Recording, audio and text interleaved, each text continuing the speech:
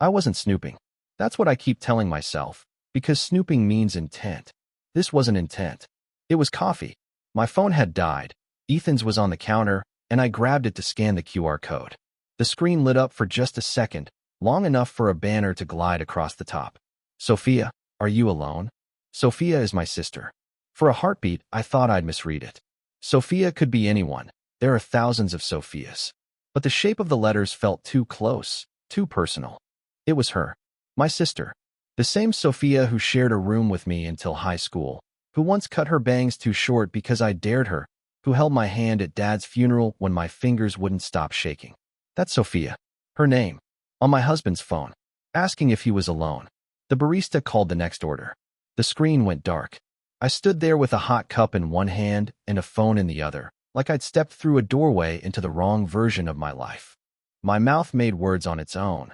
They didn't have oat milk, so I got almond. Normal noises, normal morning. Ethan smiled like he always does. Easy, warm, brushing a crumb from my shoulder. Perfect. You okay? Yeah. I lied, because what else do you say when the ground tilts under your feet? We walked out together, the bell over the cafe door jingling like nothing had happened. But the words followed me. Asterisk, are you alone? Asterisk. It's such a small question, but it carries too much. Are you alone?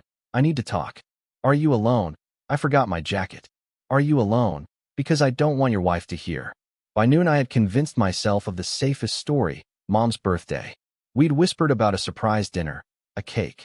Maybe Sophia was coordinating with Ethan. Maybe she didn't want me to know. Maybe it was nothing. Nothing but planning, nothing but kindness. At 2, I called her. Hey, are you busy? Kind of, she said. Traffic hummed on her end, the tick of a turn signal. Can I call you tonight? Sure. Do you want salmon for Sunday? Mom's asking. She laughed lightly. You know I'll eat whatever you cook. Tell her to relax. We hung up. Normal words, normal laughter. But when I saw my reflection in the microwave door, my face looked warped, like a stranger trying on my skin. That evening Ethan texted that he'd be late. Emergency at the firm. Sorry. He sent a selfie from the elevator, tie loosened, hair a little messy. The same half-smile I'd fallen in love with years ago. My chest ached with love and suspicion at the same time. At 7 I set the table anyway. A roast rested on the counter, smelling like rosemary and butter. His phone buzzed where he'd left it, face down. My phone sat charged beside it, but my eyes kept sliding to his. I told myself I was just cleaning when I picked it up. The screen lit under my thumb. Another banner slid across. Sophia, call me when you can. My hand shook. Another buzz, this time a voice note. The little red waveform pulsed, begging to be pressed. My sister's voice waited inside, a sound I could recognize even in a storm. I almost tapped it. The front door opened. Keys clattered into the bowl. I dropped the phone back on the counter like it burned me. Ethan's voice called. Smells amazing. Yeah, I croaked, wiping my hands on a towel. Just came out of the oven. He kissed my cheek. Long day. Glad to be home. He didn't glance at the phone, didn't notice my trembling hands. Or maybe he noticed everything and chose silence. Sometimes silence is heavier than words. We ate together, laughing about the neighbor's ridiculous new lawn ornament, complaining about traffic. The roast tasted like nothing. The voice note pulsed in my head. Asterisk, call me when you can. Asterisk, asterisk, are you alone? Asterisk, Sophia's words tangled with Ethan's smile, and I couldn't tell which one to believe. Later, when he fell asleep on the couch, I stood in the kitchen staring at his phone, its black mirror reflecting my own pale face. I told myself again, I wasn't snooping. I wasn't. But even lies sound hollow when you repeat them in an empty room. I told myself I could ignore it. One message, one harmless line from my sister. There had to be a reasonable explanation. People misread things all the time. The brain fills in shadows where there are none. That's what I repeated the next morning as I made coffee, as Ethan kissed me goodbye, as I loaded the dishwasher. Normal routines, normal days. But the phone on the counter felt like a ticking clock. By lunchtime I gave in. We had always shared passcodes. It wasn't about trust. We just never kept walls between us. Grocery lists, playlists, calendars. I told myself it wasn't a violation. It was just checking. The thread wasn't pinned, not hidden, just there among the rest. Sophia's name. My thumb hovered before I tapped. The first messages were months old. Harmless. What time is Mom's dinner? Do you remember the brand of wine she likes? Thanks for helping with the chairs. Things any brother-in-law might text. I let out a breath I hadn't realized I was holding. But as I scrolled, the tone shifted. Sophia, can we talk? Ethan, now. Sophia, if you're alone. Alone. That word again, echoing like a bell in an empty church. Further down. Sophia, I don't think she knows. Ethan, she doesn't. Sophia, we need a plan. My throat went dry. A plan for what? A party? A surprise gift? Or something else, something my mind didn't want to shape. I scrolled faster. Most of the texts were vague, the kind of vague that only makes sense if you were there. Same place. Not tonight. She asked me about Sunday. Every word could be innocent. Every word could be poison. At the bottom of the thread was the voice note from the night before, still unopened. The little waveform waited like a heartbeat frozen in glass. I pressed play before I could talk myself out of it. Sophia's voice filled the kitchen. Don't answer if she's there. I can't sit through dinner on Sunday pretending if we don't decide first, Ethan. Decide what? My hand flew to my mouth. My sister's voice, saying my husband's name like it belonged to her. The phone slipped from my fingers and clattered onto the counter. I snatched it back up, terrified the sound would wake the truth in the walls. My pulse thundered. My vision blurred. The back door opened. Ethan's voice called, "Em? You home?" I scrambled, locking the phone, sliding it face down. Yeah, just cleaning up. He came into the kitchen, smiling, dropping his keys in the bowl. Place looked spotless. You didn't have to go overboard. I forced a smile. I had time. He kissed my forehead. You're amazing. His phone buzzed on the counter between us. For a split second our eyes both flicked toward it. He picked it up before I could see the screen, sliding it into his pocket with practiced ease. Something in my chest cracked. It was small, almost silent, but I felt it. That evening I tried calling Sophia again. She didn't pick up. Hours later, a text arrived. Sorry, crazy day. Love you. Nothing else. No explanation. I stared at it until the words lost their shape. Love you. 2 words we had traded since childhood, carved into our bones. But now they felt like a wall instead of a bridge. The next day, Ethan suggested dinner out, just the 2 of us.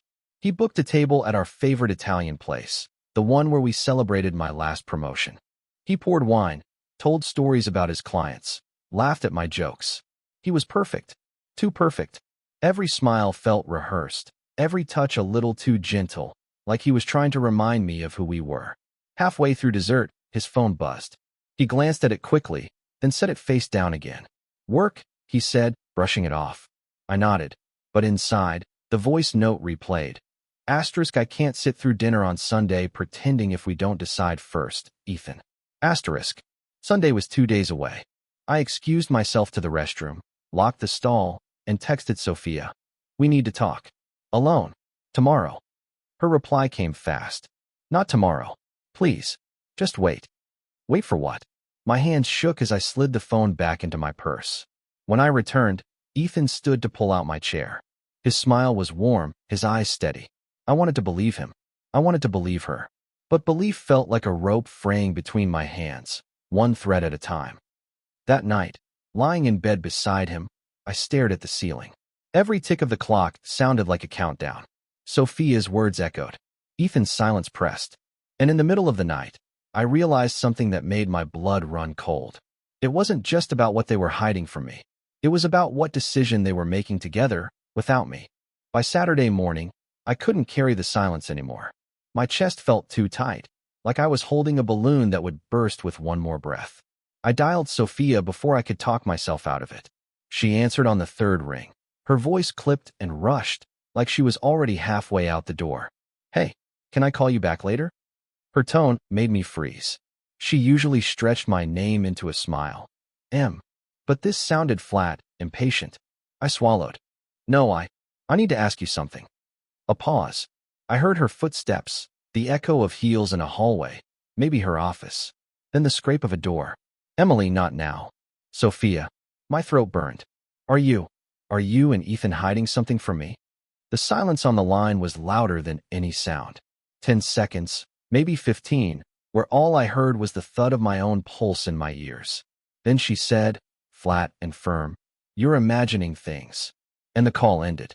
I stared at the black screen, my reflection warped across it. Asterisk, you're imagining things. Asterisk, the words dug in. Ethan had once told me the same thing last winter, when I asked why he came home smelling faintly of smoke, though he doesn't smoke. He had laughed, kissed my forehead, said I was imagining it. Now my sister had used the same phrase, the same cadence. It didn't feel like coincidence. It felt rehearsed. That afternoon, Ethan suggested we run errands together. Groceries, hardware store, gas. Normal couple things. I followed him through aisles of cereal and shampoo, trying to hear the silence between his words. He was cheerful, almost too cheerful, cracking jokes about buying 3 types of mustard to start a mustard museum. His laugh rang too loud in the aisle. I laughed back, but it felt hollow in my throat. In the produce section, he picked up apples, tossed one lightly in his hand, then glanced at me. Remember that orchard trip with your sister? The one where you both tried to climb the same ladder? The memory jolted me. Sophia had fallen on me, both of us laughing so hard we couldn't get up. Ethan had carried our bags that day, teasing that he was babysitting 2 clowns. Now, the memory tasted sour. Had it been funny to him? Or had it been something else entirely? At checkout, his phone buzzed. He glanced down, then slid it into his pocket with a speed I'd never seen. "Work?" he said quickly, before I could even ask. That was new. Usually he'd wave the screen at me, roll his eyes about a client. Now he preempted me, cut off suspicion before it bloomed. Outside, loading bags into the trunk, I forced my voice steady. "Do you ever talk to Sophia?" He froze for half a heartbeat. Just a breath, barely a blink, but I saw it. Then he smiled too easily. "Sure. About family stuff." "Why?" I shrugged, my pulse slamming against my ribs.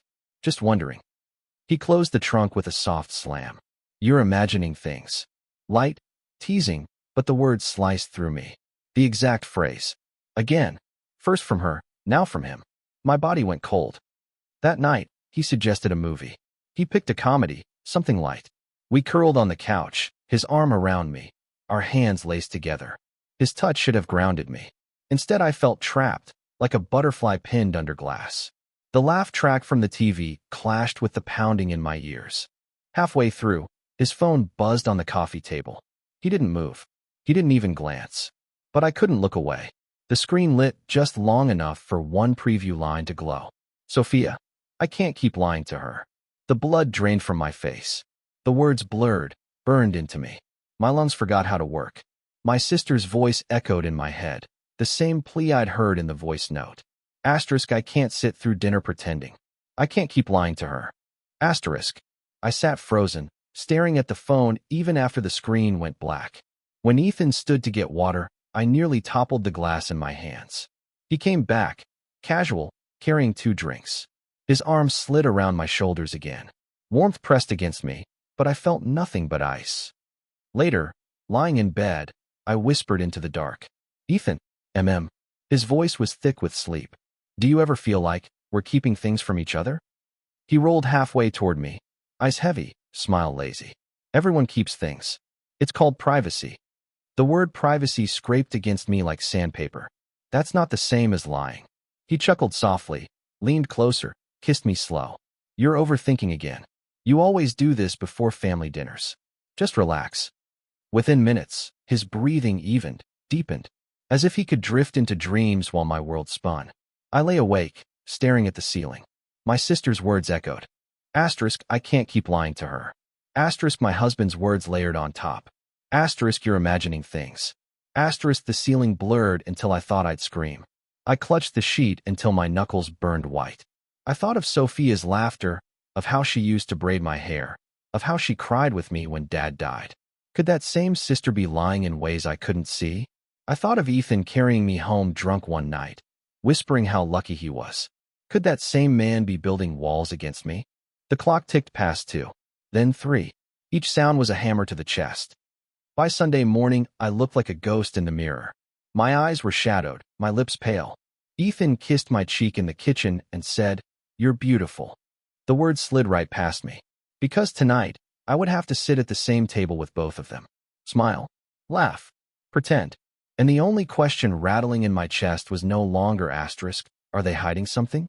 Asterisk. It was asterisk, who will break first, my husband or my sister? Asterisk. Sunday evening came like a storm I'd been tracking all week. By 5, the roast was in the oven at Mom's house. The table was set, and I stood in the kitchen with my hands pressed flat against the counter, steadying myself. The air smelled of garlic and thyme, but underneath it was a tension that made my stomach clench. Family dinners had always been noisy. Mom fussing, cousins laughing, Sophia and I trading glances over burnt rolls or Mom's passive-aggressive comments. Tonight felt different before it even began. The doorbell rang. Ethan arrived with wine, his smile polished, his arms slipping easily around my waist. He kissed my temple. "We'll get through tonight," he whispered, like we were a team facing something together. But my chest tightened because I didn't know if together still meant me. Minutes later, Sophia walked in. She wore a blue dress I'd seen 100 times, but it clung differently tonight, heavier somehow. Her eyes flicked to me, then to Ethan, then away. My throat closed. Mom fussed over her coat, oblivious, but I caught the stiffness in Sophia's shoulders. We sat at the table, plates passed, wine poured. Conversation flowed like water over stones, smooth but shallow. Mom asked about work. Cousins joked about football. Ethan told a story about a client who confused mortgage with marriage. Everyone laughed. I laughed too, but it felt like my mouth was borrowed. Every few minutes, I caught Sophia's eyes. She looked away quickly, her fork scraping her plate louder than it needed to. Ethan, meanwhile, was perfect. Too perfect. He reached for my glass to refill it, brushed his hand across mine, leaned close to murmur, "You okay?" In that low tone meant just for me. It should have comforted me. It didn't. It felt like performance. Halfway through dinner, Mom left to fetch the cake. The chatter dimmed. The table felt suddenly smaller. My sister cleared her throat. "Emily, did you get my text?" Her voice trembled just slightly. My fork froze. "Which one?" I asked, too sharply. Her eyes widened, darting to Ethan, then back to me. "Nothing. Just, never mind." Ethan coughed, reaching for bread. "Sophia's been helping me with the surprise for Mom," he said smoothly. "That's why she's been texting. Didn't want to spoil it." I stared at him. His eyes held mine, calm, steady, the way they do when he's presenting in court. Too steady, too rehearsed. "Really?" I asked, voice low. Sophia swallowed, nodding quickly. "Yeah, that's all." But her knee bounced under the table, a nervous tic she'd had since childhood. My chest squeezed. She was lying. Or hiding. Or both. When Mom returned, candles lit, everyone sang. The moment snapped back into normalcy. Laughter, applause, the clink of glasses. But my hands shook so badly I nearly dropped my fork. After dessert, the cousins drifted to the living room. Mom fussed with dishes. That left the three of us, me, Ethan, and Sophia, clearing plates in strained silence. In the kitchen, I finally whispered, "Why are you doing this?" Sophia froze, a plate in her hand. "Doing what?" "You know what." My voice cracked. "The messages. The lies." "Why?" Ethan stepped between us, his hand on my shoulder. "Emily, stop. You're tired. You're reading into things." I jerked away. "Don't tell me I'm imagining it. Don't you dare." The room went silent. Sophia's eyes filled, but she looked at Ethan, not me. That glance, just a flick, just a second, hit harder than any confession. They had a language between them, and I wasn't part of it. My chest burned. "How long?" I whispered. Neither of them answered. The silence screamed louder than words. Mom's voice floated in from the dining room. "Everything okay in there?" Ethan smiled too quickly, too bright. "All good, Mom." I wanted to scream, to smash the plates, to drag the truth into the light. But Mom's birthday candles still smoked in the other room, and the last thing I could do was shatter her night. So I bit my tongue until I tasted blood and carried the dishes to the sink. When the night finally ended and the house emptied, Sophia hugged me quickly at the door. Her lips brushed my ear. Her whisper was so soft I almost thought I imagined it. "You weren't supposed to find out this way." My breath caught. I pulled back, but she was already gone, slipping into the night like a secret carried by the wind. Ethan's arm slid around me as he guided me to the car. His smile was calm, steady, reassuring. Too steady, too calm. And for the first time in our marriage, I was afraid to sit beside him. The drive home was quiet. Too quiet. The windshield wipers kept time against the drizzle, but inside the car neither of us spoke. Ethan's hand rested casually on the gearshift, close to mine, but he didn't reach. I stared out the window, the blur of streetlights smearing into gold streaks. His profile was calm, too calm. I wondered if he practiced that look in the mirror. When we pulled into the driveway, I hesitated. The house loomed darker than usual, though every light was on. I didn't want to go inside. I didn't want to sit on the couch and pretend to watch a show, pretend the night hadn't happened. But Ethan opened my door, kissed my temple, and whispered, "Rough night. Let's just get some sleep." His voice was steady, measured, like a doctor delivering news without flinching. Inside, I set my purse down and went straight to the bedroom. He followed, loosening his tie. "Emily," he said gently, "you've been tense for days. What's going on?" I laughed, sharp and brittle. "What's going on? Maybe ask your phone. Or my sister." His jaw tightened. Just for a second, but I saw it. "We're not doing this," he said, shaking his head. "Not tonight." I stepped closer. "Then when? When do I get to know why my sister is whispering secrets to you behind my back? When do I get to know what you're planning together?" His eyes locked on mine. Cold, unreadable. "You're imagining things." The phrase again. The same words from him, from Sophia. My hands shook. "Stop saying that." For a moment, I thought he'd shout. But instead, he sighed, rubbed his temple, and said, "Fine. You want answers? Tomorrow. After work. We'll sit down, all three of us, and talk." "Okay." It wasn't okay, but I nodded. My body was too tired to fight. He kissed my forehead, turned off the lamp, and within minutes his breathing deepened into sleep. I lay awake, staring at the dark ceiling, every tick of the clock slicing me open. Morning came with sunlight that felt wrong, too bright, too normal. Ethan left early, suit pressed, smile in place. "Tonight," he promised. "No more secrets." I didn't trust the words, but I clung to them anyway. Rope fraying is still rope. By late afternoon, Sophia texted me. "Can I come by before Ethan gets home? Please." My stomach twisted. "Before Ethan?" I typed back. "Yes." When she arrived, her eyes were red-rimmed, as if she hadn't slept either. She dropped onto the couch, twisting her bracelet around her wrist. The one I gave her years ago. The charm glinted in the afternoon light. "Emily," she began, voice breaking, "I never meant for you to find out like this." "Find out what?" My throat felt tight. "That you and my husband, what? That you've been lying to me? Sneaking behind my back?" Her eyes filled.